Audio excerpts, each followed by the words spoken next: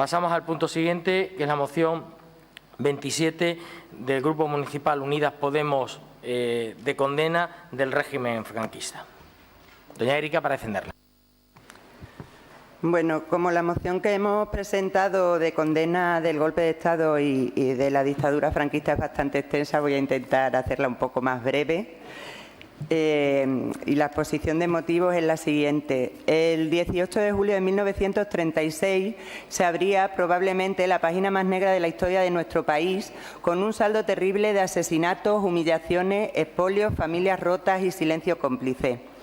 Un golpe de Estado fallido contra un gobierno legítimo que daba inicio a la guerra civil.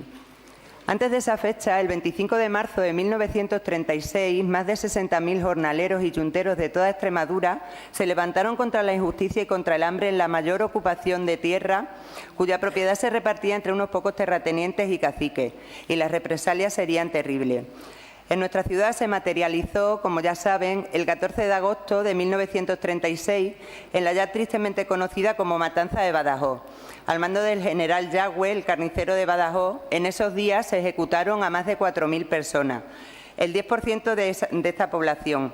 Un auténtico genocidio, con el que se vino a instaurar la represión y el terror continuo contra las supervivientes. Los asesinatos se produjeron por toda la ciudad, pero la mayoría tuvieron lugar en la Plaza de Toros y en el muro del cementerio. El muro del cementerio ha sido tapiado para que no veamos los impactos de balas de los fusilamientos.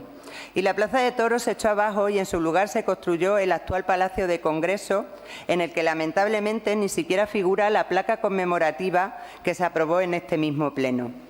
Paradójicamente, lo que sí permanece son los símbolos franquistas y los nombres de sus dirigentes y de sus colaboradores en nuestras calles.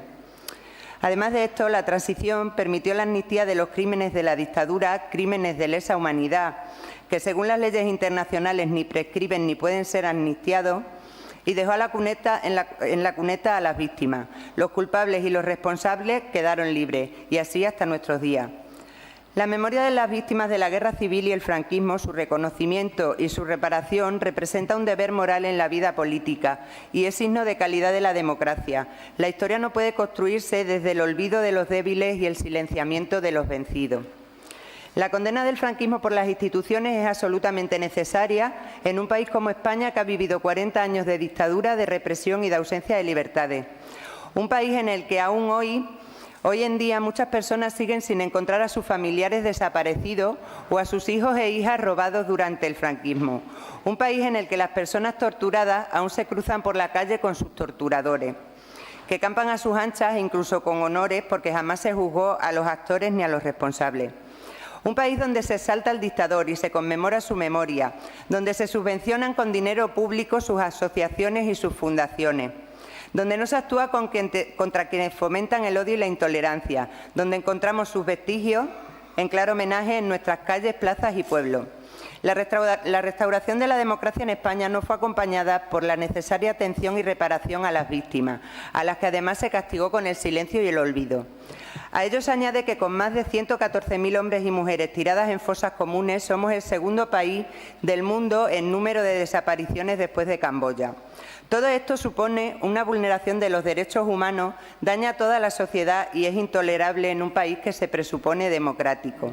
Constituye una anomalía que hay que corregir, como aconseja la ONU y todos los organismos defensores de los derechos humanos, para alcanzar la máxima de verdad, justicia y reparación.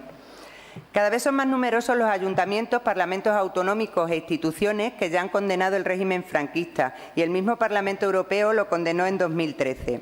El conocimiento de nuestro pasado reciente contribuye a asentar nuestra convivencia sobre bases más firmes, protegiéndonos de repetir los errores del pasado.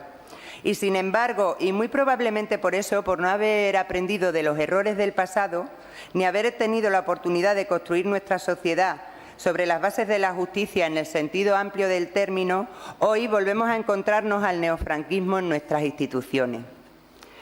Uno de los concejales del nuevo Gobierno de coalición se ha presentado bajo diferentes siglas de partidos de extrema derecha y Juan Antonio Morales y Antonio Pozo, premiados por la Fundación Francisco Franco por su labor destacada en la defensa de la memoria del caudillo y su gran obra, mientras eran cargos del PP, por cierto, han sido recientemente nombrados personal eventual en el Ayuntamiento de Badajoz por el alcalde y por su nuevo gobierno de coalición.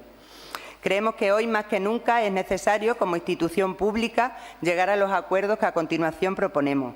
El Ayuntamiento de Badajoz tiene una deuda histórica con su ciudad, con su gente y, sobre todo, con las víctimas y con la democracia, y hoy tiene la oportunidad de empezar a saldarla.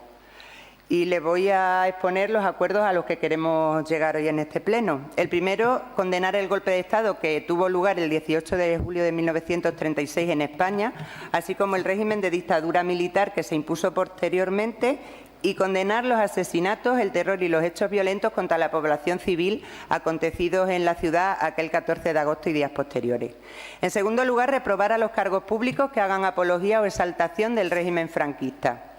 En tercer lugar, apoyar las acciones dirigidas a recuperar y dignificar la memoria de las víctimas de la represión ejercida en la guerra civil y durante el franquismo, reconocer a quienes padecieron persecución, exilio, robo de bebés, internamiento, tortura y asesinato por razones políticas, ideológicas o por su condición afectivo-sexual durante dicho periodo, y así como reconocer la labor desarrollada por las asociaciones y colectivos que hoy los representan.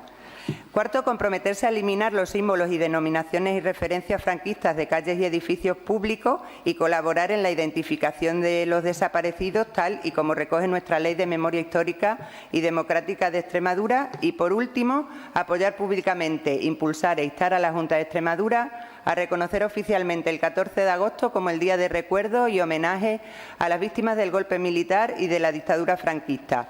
Este término está contemplado en la Ley de Memoria Histórica y Democrática de Extremadura. Muchas gracias.